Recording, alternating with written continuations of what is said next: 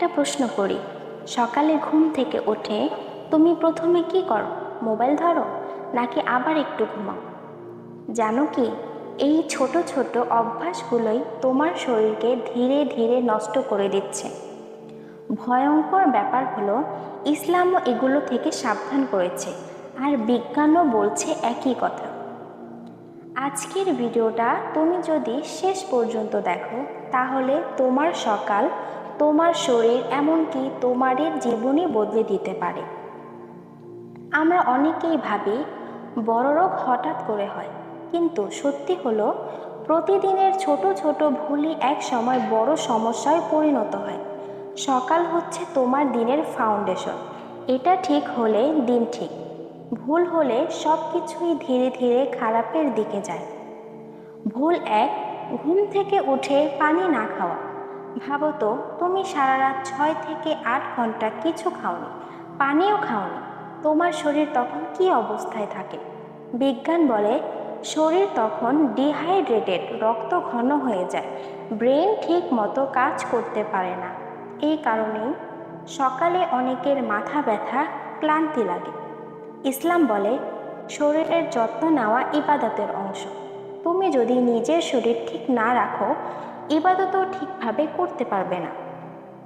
ঘুম থেকে উঠে বসো, বিসমিল্লাহ বলো, 1 থেকে 2 গ্লাস পানি খাও, হালকা গরম হলে আরও ভালো।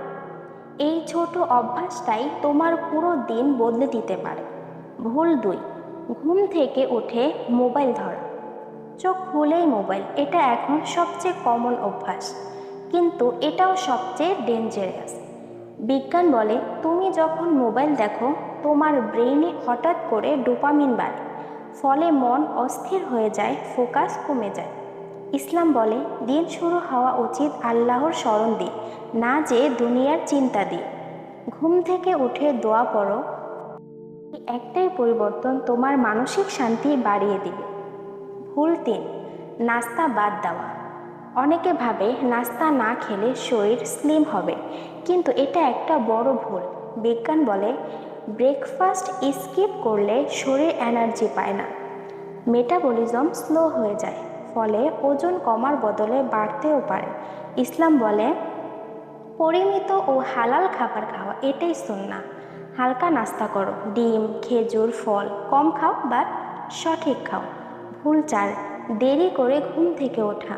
সকাল 9টা থেকে 10টায় ওঠা এটা এখন নর্মাল হয়ে গেছে, কিন্তু এটা তোমার জীবনের সবচেয়ে বড় ক্ষতি করছে। বিজ্ঞান বলে late waking hormone imbalance, productivity কমে যায়। ইসলাম বলে সকালের সময়ের মধ্যে বরকত রাখা হয়েছে।